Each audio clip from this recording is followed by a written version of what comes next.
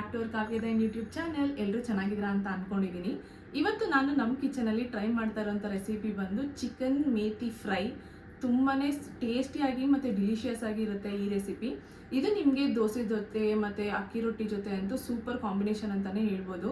ಎಷ್ಟು ಸಿಂಪಲ್ಲಾಗಿ ಮಾಡ್ಬೋದು ಅಂದರೆ ಯಾರೇ ಬ್ಯಾಚುಲರ್ಸ್ ಆಗಿದ್ರು ಕೂಡ ಅಥವಾ ಕ್ವಿಕ್ಕಾಗಿ ಏನಾದರೂ ಒಂದು ಟೇಸ್ಟಿಯಾಗಿ ರೆಸಿಪಿ ರೆಡಿ ಮಾಡಬೇಕು ಅಂದರೆ ಈ ಸೈಡ್ಸ್ಗೆ ಬೇಳೆ ಸಾರು ಜೊತೆಗೆ ಅಥವಾ ರಸಮ್ ಜೊತೆಗೆ ಈ ಥರ ಸೈಡ್ ಡಿಶ್ ಆಗಿ ಮಾಡಿಕೊಂಡು ತಿನ್ನಬೇಕು ಅಂತಂದರೆ ಈ ಥರ ಒಂದು ರೆಸಿಪಿನ ಟ್ರೈ ಮಾಡಿ. ತುಂಬಾ ಚೆನ್ನಾಗಿರುತ್ತೆ ಮತ್ತು ನೀವು ಇಷ್ಟಪಟ್ಟು ಪದೇ ಪದೇ ಮಾಡ್ತೀರಾ, ಅಷ್ಟು ಡಿಲಿಷಿಯಸ್ ಆಗಿರುತ್ತೆ.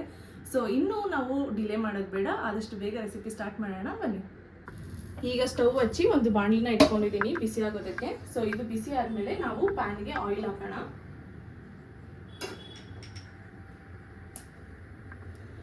ಚಿಕನಲ್ಲೂ ಕೂಡ ಜಿಡ್ಡಿನಂಶ ಇರುತ್ತೆ, ಸೊ ಹಾಗಾಗಿ ಎಣ್ಣೆನ ಸ್ವಲ್ಪ ನೋಡಿಕೊಂಡು ಆದಷ್ಟು ಕಡಿಮೆನೇ ಯೂಸ್ ಮಾಡಿ. ಯಾಕಂತಂದರೆ ಅದರಲ್ಲೂ ಆಯಿಲ್ ರಿಲೀಸ್ ಆಗೋದ್ರಿಂದ ತುಂಬಾ ಎಣ್ಣೆ ಥರ ಆಗಿಬಿಡುತ್ತೆ ಗ್ರೇವಿಯಲ್ಲಿ. ಸೊ ಹಾಗಾಗಿ ನಾನು ಒಂದು 2 ಸ್ಪೂನ್ ಆಗೋಷ್ಟನ್ನ ಆಯಿಲ್ ಆ್ಯಡ್ ಮಾಡ್ಕೊಂಡಿದ್ದೀನಿ. ಎಣ್ಣೆ ಬಿಸಿಯಾಗಿದೆ. ಈಗ ಬಿಸಿಯಾಗಿರೋ ಎಣ್ಣೆಗೆ ನಾನು 2 ಮೆಣಸಿನ್ಕಾಯಿನ ಹಾಕ್ಕೊತಾ ಇದ್ದೀನಿ. ಸ್ವಲ್ಪ ಮೆಣಸಿನ್ಕಾಯಿನ ಕಡಿಮೆನೇ ಹಾಕ್ಕೊಳ್ಳಿ, ಯಾಕಂದರೆ ನಾವು ಇದಕ್ಕೆ ಇನ್ನು ಚಿಲ್ಲಿ ಪೌಡ್ರೆಲ್ಲ ಆ್ಯಡ್ ಮಾಡೋದ್ರಿಂದ ನಾನು ಕಡಿಮೆ ಹಾಕ್ಕೊಂಡಿದ್ದೀನಿ. ನಿಮಗೆ ಬೇಕಾದ್ರೆ ನಿಮ್ಮ ಟೇಸ್ಟಿಗೆ ಅನುಸಾರವಾಗಿ ನೀವು ಆ್ಯಡ್ ಮಾಡ್ಕೊಳ್ಬೋದು. ಈಗ ನಾನು ಕೊತ್ತಂಬರಿ ಮತ್ತು ಪುದೀನಾನ ಆ್ಯಡ್ ಮಾಡ್ಕೊತಾ ಇದ್ದೀನಿ.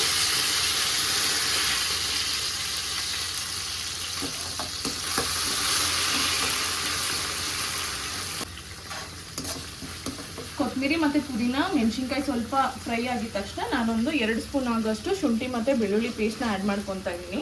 ಇದು ಮನೆಯಲ್ಲೇ ಮಾಡ್ಕೊಂಡಿರೋವಂಥ ಶುಂಠಿ ಬೆಳ್ಳುಳ್ಳಿ ಪೇಸ್ಟು. ಆದಷ್ಟು ಮನೆಯಲ್ಲೇ ಫ್ರೆಶ್ ಆಗಿ ಮಾಡಿಕೊಂಡು ಯೂಸ್ ಮಾಡಿ, ಟೇಸ್ಟ್ ತುಂಬಾ ಚೆನ್ನಾಗಿ ಬರುತ್ತೆ. ಅಂಗಡಿಯಿಂದ ತರೋದನ್ನ ಸ್ವಲ್ಪ ಅವಾಯ್ಡ್ ಮಾಡಿ, ಯಾಕಂದರೆ ಟೈಮ್ ಇಲ್ದಿರೋರೆಲ್ಲ ಅಂಗಡಿಯಿಂದ ತೊಗೊಂಡು ಬರ್ತೀರಾ, ದಟ್ ಇಸ್ ಓಕೆ. ಬಟ್ ಮನೇಲೇ ಫ್ರೀ ಆಗಿರೋರು ಆದಷ್ಟು ಮನೇಲೇ ಮಾಡ್ಕೊಳ್ಳೋದಕ್ಕೆ ಟ್ರೈ ಮಾಡಿ. ಎಲ್ಲ ನ್ಯಾಚುರಲ್ ಆಗಿ ಫ್ರೆಶ್ ಆಗಿರೋದ್ರಿಂದ ನಮಗೆ ಟೇಸ್ಟ್ ತುಂಬಾ ಚೆನ್ನಾಗಿರುತ್ತೆ. ನಾನು ಇದಕ್ಕೆ ಸ್ವಲ್ಪ ಕರಿಬೇವನ್ನ ಆ್ಯಡ್ ಮಾಡ್ಕೊತೀನಿ.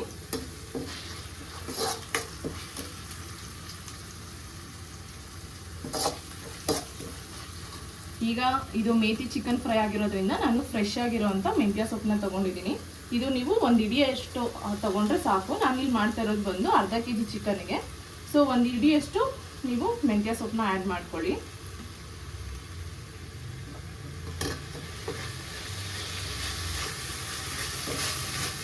ಈಗ ನಾನು ಸಣ್ಣದಾಗಿ ಸ್ಲೈಸ್ ಮಾಡಿ ಇಟ್ಕೊಂಡಿರೋವಂಥ ಈರುಳ್ಳಿನ ಆ್ಯಡ್ ಮಾಡ್ಕೊತಾ ಇದ್ದೀನಿ. ಮೀಡಿಯಮ್ ಆಗಿದ್ದರೆ 2 ಈರುಳ್ಳಿನ ಆ್ಯಡ್ ಮಾಡ್ಕೊಳ್ಳಿ.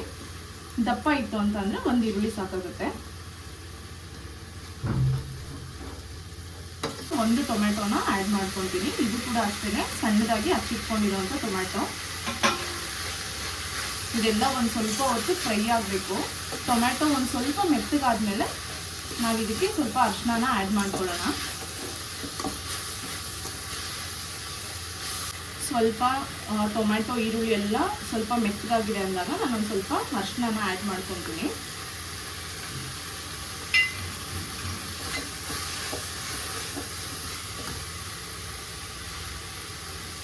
ಹಾಗೆ ಕಲ್ಲುಪ್ಪು ನಾನು ಬಳಸೋದು ಕಲ್ಲುಪ್ಪು, ಯಾಕಂದರೆ ನನಗೆ ಅಳತೆ ಇದರಲ್ಲಿ ಸರಿಯಾಗಿ ಗೊತ್ತಾಗುತ್ತೆ ಕೈಯಲ್ಲಿ ಹಾಕಿದ್ರೆ ಅಂತ.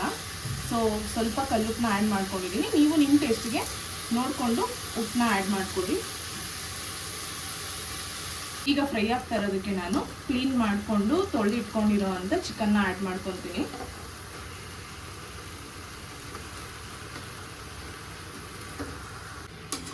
ಚಿಕನ್ನ ಈರುಳ್ಳಿ ಟೊಮೆಟೊ ಮತ್ತು ನಾವೇನು ಕೊತ್ತಂಬರಿ ಪುದೀನ ಮೆಂತ್ಯ ಎಲ್ಲ ಹಾಕಿದ್ದೀವಲ್ವ, ಈ ಮಿಕ್ಸಲ್ಲಿ ಒಂದ್ಸತಿ ಚಿಕನ್ನ ಹಾಕ್ಬಿಟ್ಟು ಚೆನ್ನಾಗಿ ಮಿಕ್ಸ್ ಮಾಡಿಬಿಟ್ಟು ಬಿಟ್ಟರೆ ಅದರಲ್ಲಿರೋ ಅಂಥ ವಾಟರ್ ಕಂಟೆಂಟ್ ಎಲ್ಲ ರಿಲೀಸ್ ಆಗುತ್ತೆ. ಸೊ ಉಪ್ಪು ಹಾಕಿರೋದ್ರಿಂದ ಬೇಗನೆ ನೀರು ಕೂಡ ಬಿಡುತ್ತೆ ಮತ್ತು ಬೇಗ ಚಿಕನ್ನು ಕೂಡ ಬೇಯುತ್ತೆ.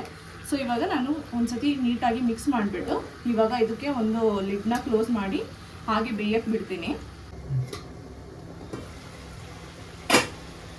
ಇವಾಗ ಚಿಕನ್ನು ಒಂದು ಆಲ್ಮೋಸ್ಟ್ 30% ಎಣ್ಣೆಯಲ್ಲೇ ಬೆಂದಿದೆ. ನಾನು ಇದಕ್ಕೆ ಇನ್ನೂ 1 ಡ್ರಾಪ್ ಕೂಡ ನೀರನ್ನ ಆ್ಯಡ್ ಮಾಡಿಲ್ಲ. ಸೊ ಅದರಲ್ಲಿರೋವಂಥ ವಾಟರ್ ಕಂಟೆಂಟ್ ಆಗಲೇ ಹೇಳ್ದಾಗೆ ರಿಲೀಸ್ ಆಗುತ್ತೆ. ಇವಾಗ ಇದಕ್ಕೆ ನಾನು ಒಂದೊಂದೇ ಮಸಾಲೆನ ಆ್ಯಡ್ ಮಾಡ್ತೀನಿ. 1 ಸ್ಪೂನ್ ಆಗೋಷ್ಟು ಚಿಕನ್ ಮಸಾಲ ಪೌಡರ್ನ ತಗೊಂಡಿದ್ದೀನಿ. ಇದು ಆಲ್ಮೋಸ್ಟ್ 1 ಸ್ಪೂನ್ ಆಗುತ್ತೆ. ಬಟ್ ಗರಂ ಮಸಾಲ ಒಂದು ಸ್ವಲ್ಪನೇ ಕಡಿಮೆ ತಗೊಳ್ಳಿ. ಒಂದು ಸ್ವಲ್ಪ ಗರಂ ಮಸಾಲ, ಈಗ ಇದಕ್ಕೆ ನಾನು ಬರೀ 2 ಮೆಣಸಿನ್ಕಾಯಿ ಆ್ಯಡ್ ಮಾಡಿರೋದ್ರಿಂದ ಖಾರಕ್ಕೆ ತಕ್ಕಷ್ಟು ನೀವು ಚಿಲ್ಲಿ ಪೌಡರ್ನ ಆ್ಯಡ್ ಮಾಡ್ಕೊಳ್ಳಿ. ನಾನೀಗ ಒಂದು ಸ್ಪೂನ್ 1.5 ಸ್ಪೂನ್ ಅಷ್ಟು ಚಿಲ್ಲಿ ಪೌಡರ್ನ ಆ್ಯಡ್ ಮಾಡ್ಕೊಂಡಿದ್ದೀನಿ. ಇವಾಗ ಇದನ್ನೆಲ್ಲ ಒಂದ್ಸತಿ ಚೆನ್ನಾಗಿ ಮಿಕ್ಸ್ ಮಾಡಿಬಿಟ್ಟು ಮತ್ತೆ ಲಿಡ್ನ ಕ್ಲೋಸ್ ಮಾಡಿ ಬೇಯೋದಕ್ಕೆ ಬಿಡೋಣ.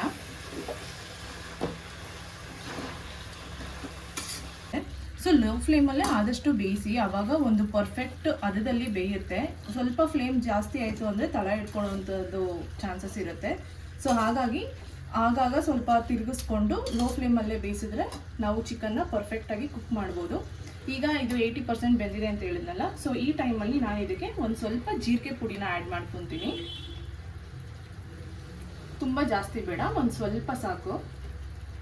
ಆ್ಯಂಡ್ ಸ್ವಲ್ಪ ಕಾಳು ಮೆಣಸಿನ ಪುಡಿ, ಇದು ಕೂಡ ಅಷ್ಟೇ ಜಾಸ್ತಿ ಬೇಡ, ಒಂದು ಹಾಫ್ ಟೀ ಸ್ಪೂನ್ ಅಷ್ಟು ಮಾತ್ರ ನಾನು ಆ್ಯಡ್ ಮಾಡ್ಕೊತಾ ಇದ್ದೀನಿ. ಇದನ್ನು ಆ್ಯಡ್ ಮಾಡಿಬಿಟ್ಟು ಇವಾಗ ನಾನು 80% ಬೆಂದಿದೆ ಅಂತ ಹೇಳಿದ್ನಲ್ವಾ, ಸೊ ಒಂದು 5 ನಿಮಿಷ ಕುಕ್ ಮಾಡಿದ್ರೆ ಸಾಕು, ನಮಗೆ ಆಲ್ಮೋಸ್ಟ್ ಪರ್ಫೆಕ್ಟ್ ಅದರಲ್ಲಿ ಗ್ರೇವಿ ರೆಡಿ ಆಗುತ್ತೆ. ಇದನ್ನು ಮತ್ತೆ ನಾನು ಲೋ ಫ್ಲೇಮಲ್ಲೇ ಕೂಡ ಬೇಯಿಸ್ತೀನಿ. ಸೊ ರೆಡಿ ಆದಮೇಲೆ ಗ್ರೇವಿ ಹೇಗೆ ಕಾಣುತ್ತೆ ಅಂತ ಹೇಳ್ತೀನಿ. ಟೇಸ್ಟ್ ಮಾತ್ರ ಅಲ್ಟಿಮೇಟ್ ಆಗಿರುತ್ತೆ.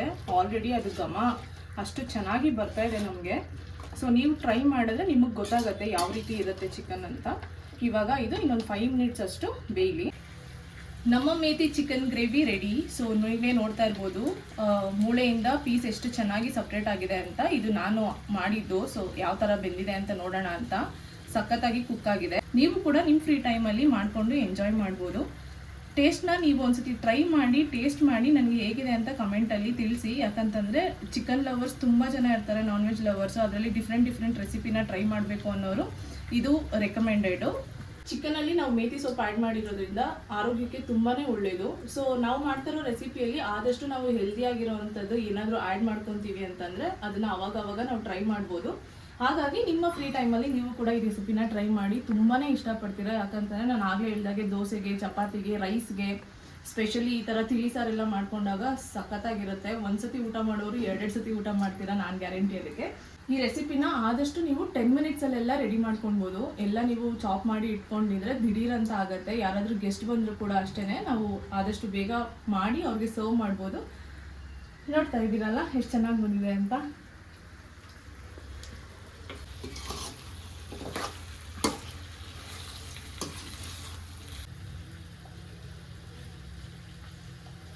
Simple, tasty and healthy methi chicken ready. So complete procedure ವಿಡಿಯೋದಲ್ಲಿ ನೋಡಿದ್ವಲ್ವಾ ಹೇಗೆ ನಾನು ರೆಡಿ ಮಾಡಿದೆ ಅಂತ.